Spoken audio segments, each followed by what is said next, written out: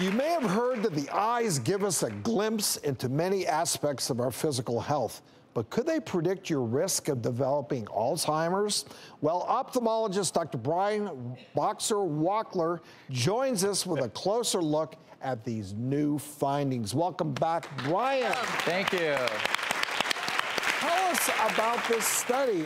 This recent study came out of Washington University in St. Louis, and it suggests that preclinical Alzheimer's disease can be identifiable through non-invasive imaging testing. So preclinical Alzheimer's is that period of time before mild cognitive impairments develop as part of early Alzheimer's disease. So the test is called OCT, and it uses special light waves to take cross-sectional images of the retina. So ophthalmologists can use this type of imaging to look at the retina, look at the layers, and measure their thicknesses. And the hope is that one day, ophthalmologists may be able to use this type of imaging so that people don't have to have PET scans of their brains or invasive spinal taps. Well, that's big. People don't realize that when your doctor, your eye doctor, comes at you with that ophthalmoscope and looks at your retina, that you're actually looking at part of the central nervous system. I mean, it's the only place where you are looking directly at it and getting information of what is going on inside the brain.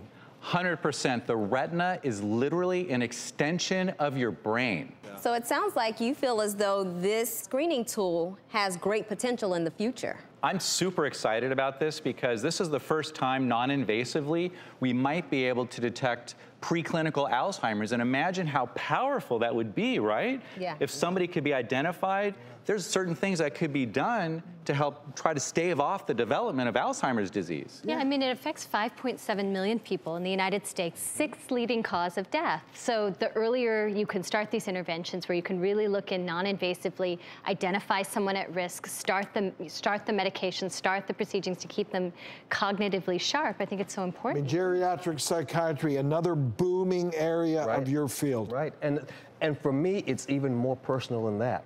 We lost our mom 4 years ago to Alzheimer's.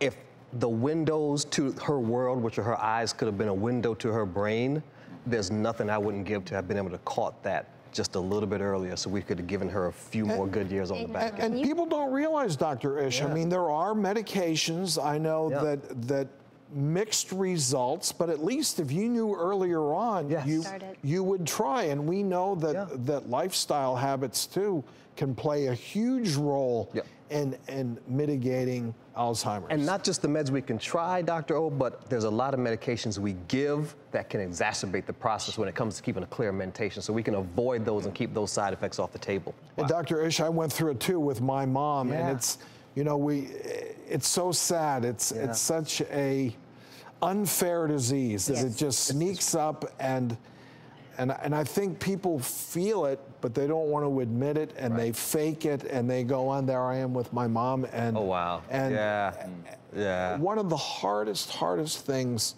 to deal with. And so how soon are we going to see it, Brian? Well, this was the first study, so it needs to be proven with larger scale studies by other centers as well, but at least this is super promising for what may be coming in the future to help millions of people. All right, Brian, as always, good stuff. Very, very interesting.